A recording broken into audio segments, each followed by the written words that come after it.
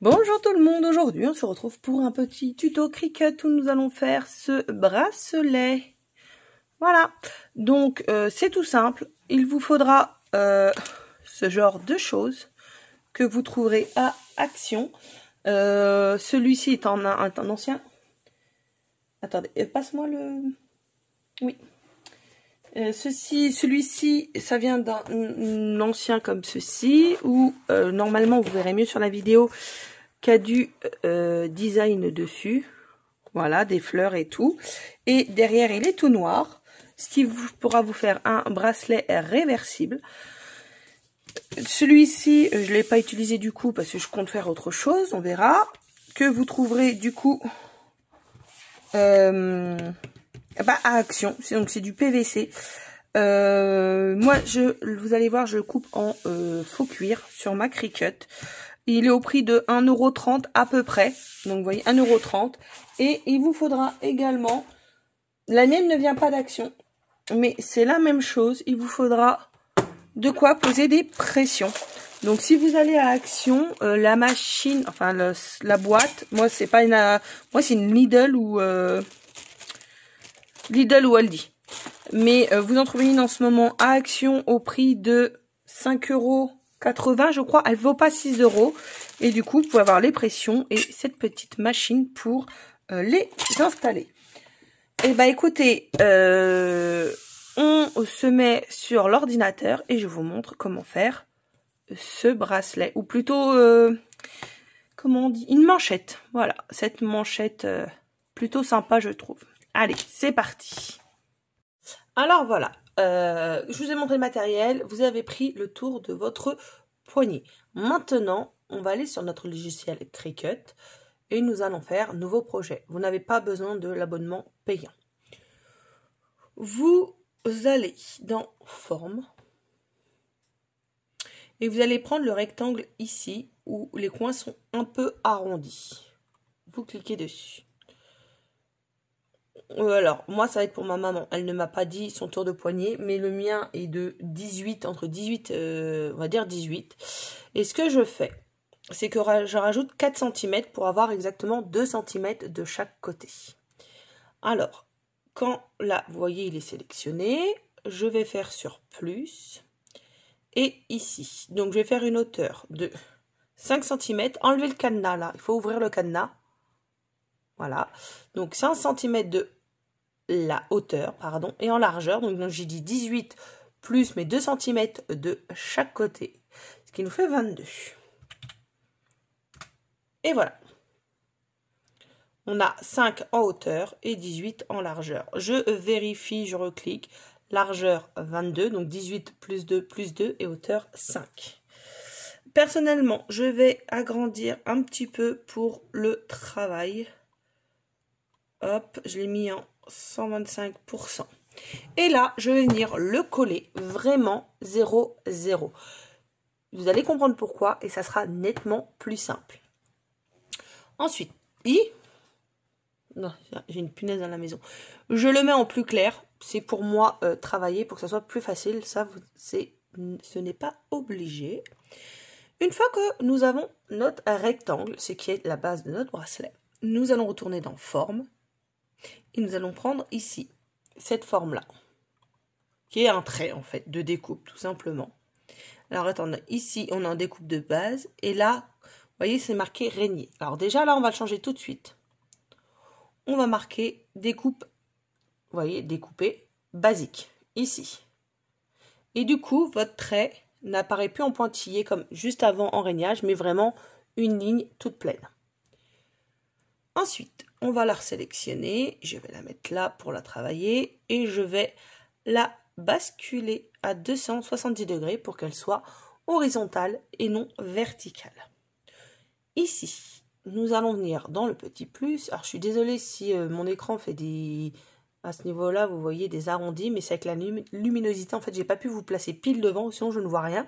Déjà que vous êtes sur l'équivalent de 3 boîtes. Enfin bref. Hauteur, puisqu'il a été couché. Donc là. Donc on a dit que notre poignet faisait 18. Ah, attendez. Je vérifie un truc avec mes pressions. La boîte à pression, elle est là. Merci.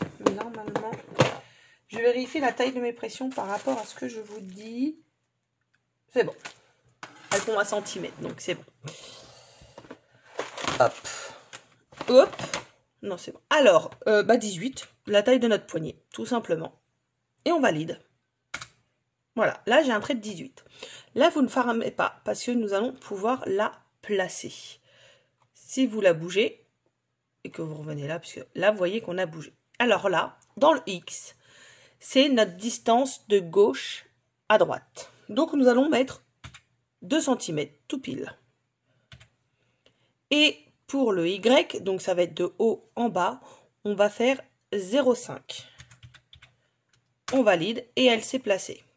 Voilà, nous avons notre première rainure qui va se former. Clic droit, dupliquer. Nous allons venir la placer sans la toucher, juste en se mettant ici. Donc en X, on reste toujours à 2. Au-dessus, on était à 0,5, donc là, on va se placer à 1. Et elle va se placer juste en dessous. Et ça, du coup, on va le faire à chaque fois, dupliquer. On va revenir sur le plus. En X, on met toujours 2. Et là, on rajoute 0,5 à chaque fois. Donc là, 1,5. Après, si vous voulez des lanières plus grosses, il vous suffit tout simplement de mettre, si vous voulez des lanières de 1 cm, vous mettez 1, tout ça. Enfin, vous allez de 1 en 1. Donc là, on a 2. Hop. Dupliquer. Toujours là. 2,5. Dupliquer. Hop. 2, 3. Vous pouvez faire clic droit directement sans avoir recliqué dessus. Là, on se met à 2 et ici à 2,5. Non, 3,5 je crois. Je sais plus. Oui, c'est ça. Là, clic droit, dupliquer. Il n'y a pas besoin de revenir à chaque fois, de recliquer dessus en fait. Hop, 4. Et clic droit, dupliquer. La dernière. 2 cm et 4,5. Et voilà. Ah non, je me suis trompée, j'ai pas mis. De toute façon là, voilà, j'ai mis 3. Et voilà. Là, votre projet est terminé sur la Cricut. Surtout, ce que vous faites, c'est si vous voulez le garder, vous l'enregistrez. Là, vous faites enregistrer. Moi, il n'y a pas... Hop, je marquais bracelet. Alors, attendez, parce que bras pour tour 18 cm. Je l'enregistre. Ensuite, il va falloir donc brancher votre Cricut. Ça, je le fais, mais vous n'allez pas le voir. Alors moi, elle ne fonctionne pas en Wi-Fi, enfin en Bluetooth avec l'ordinateur. Il faut que je la branche. Voilà, vous l'avez entendu, se brancher à l'ordinateur. Là, elle est branchée. Ensuite, j'arrive. Je fais un peu de place. C'est pas grave. Hop. Là, nous allons faire créer. Il va me demander. Hop. Ah oui, non, attendez, j'ai oublié quelque chose. Oui, non, on annule. Parce que si je... Là, attaché. Ça fait que quand vous prenez le projet, tout vient ensemble. Et là, quand je vais faire du coup créer, vous allez voir tout en un. Juste avant, on n'avait que des lignes partout ici. Ça, c'est pas ce qu'on voulait. Il faut absolument attacher. Donc, vous voyez, après, je peux le déplacer. Parce que je vais vous montrer... Je vais essayer de vous passer devant... je cherche mon tapis là. Alors moi, mon tapis est déjà prêt parce que je l'ai fait l'autre jour. Pour moi, en plus gros, c'est ce que vous avez vu. Et du coup, je l'ai laissé tel quel parce que je savais que j'allais m'en resservir. Et du coup, ce n'est pas le même que je vous ai montré en matériel d'entrée. Mais si j'arrive à découper celui-là, vous pourrez découper l'autre. Alors, vous voyez, mon tapis, je prends le rose, je l'ai accroché autour.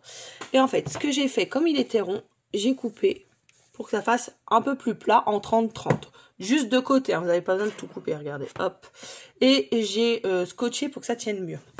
Donc, là, moi, il faut que je le fasse en dessous, ce que j'ai déjà fait. Donc, il faut que je le place à, par là, à 7 à peu près. Je peux le mettre là. Voilà. Je le place là, c'est parce que, comme vous pouvez voir là, j'ai déjà mon trou, donc il va se faire en dessous. Ensuite, vous faites continuer.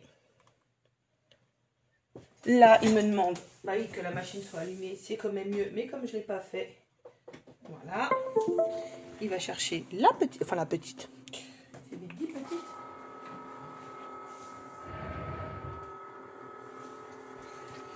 Hop. J'attends qu'il me la trouve. Voilà.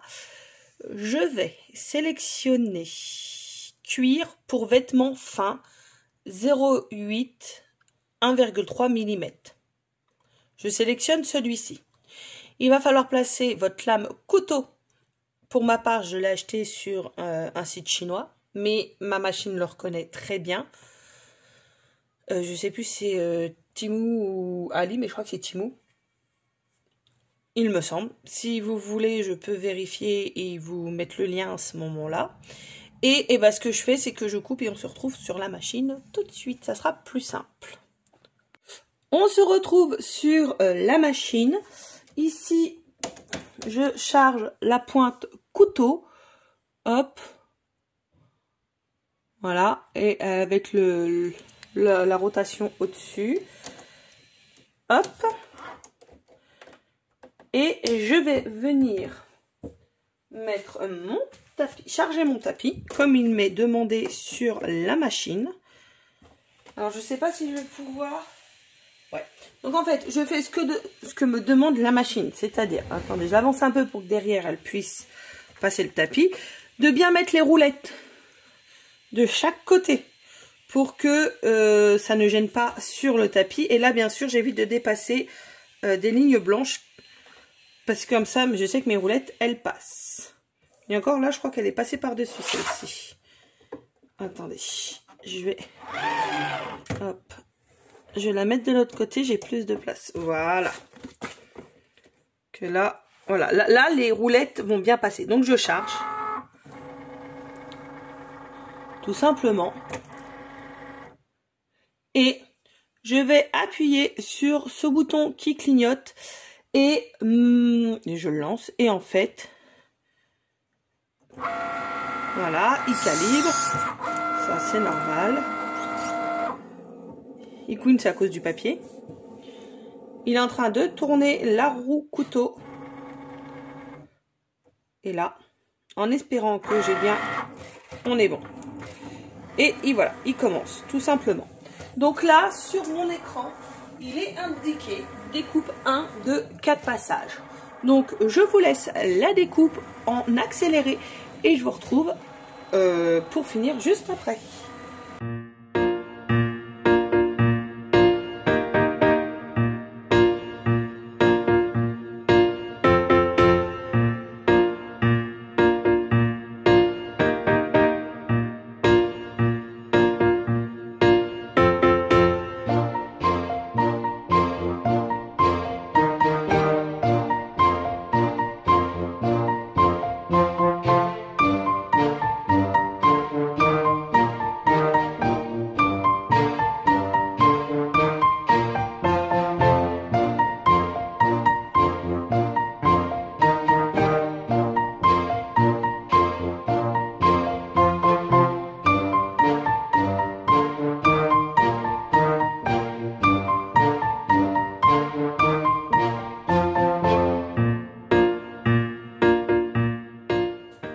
Voilà, la découpe est terminée. On expulse le tapis.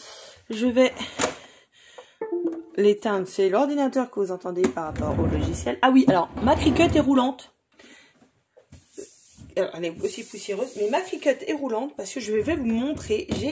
Attendez, je la débranche. Plus facile, de toute façon, après, il faut que je range les fils. En fait, j'ai acheté, en même temps que la lame couteau, d'ailleurs, je pense, des petites roulettes auto-adhésives. Et du coup, j'en ai 4 que j'ai collés en dessous. J'aurais pu les coller là, mais là, ça gêne moins. Et du coup, ça fait qu'elle est roulante.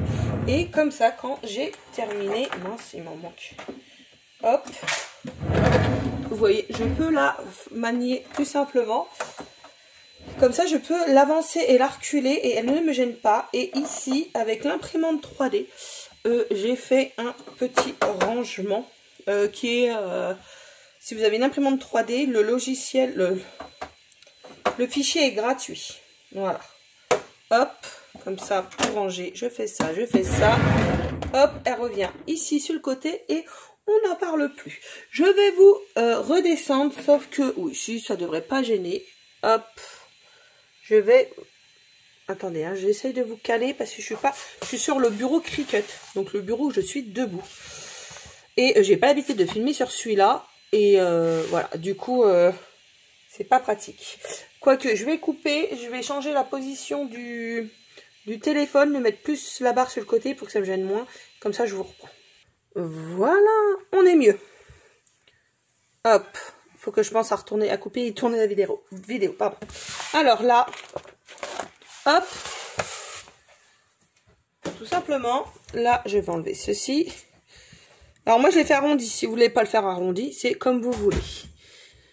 Est-ce qu'on va zoomer un petit peu et redescendre? Oui. Voilà, hop. Vous voyez, ça l'a très bien découpé. Maintenant, on passe à la partie des... Voilà, vous m'avez... Hop, pour ce faire, moi, je vais utiliser tout simplement un tapis comme ceci. Vous voyez, je vais me bloquer là. Je vais prendre une règle. Et sur le mien, j'avais mis 3 pressions, mais je pense que 2 devraient largement suffire. Hop, alors ce que je vais faire, c'est que je vais faire... On a 5, donc 2...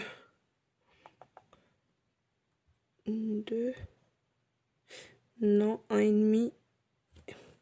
Je vais faire environ 1,5. Environ, hein. Donc tout simplement avec ceci, je vais venir piquer, vous voyez, hop, de chaque côté, c'est plus facile. Je vais le replacer en haut droit et du coup je vais faire 1,5 de l'autre côté.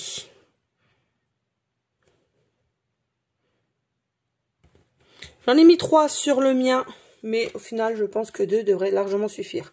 Si vous faites 3, bah à vous de calculer, vous voyez. Mais normalement, non, il n'y a pas besoin. Ensuite, on fait pareil de l'autre côté. Tout simplement. Alors je suis désolée si vous entendez du bruit, j'ai ma fille qui est en train de faire du bricolage pour ses hamsters. Elle est en train de faire une cabane en carton. Un et demi.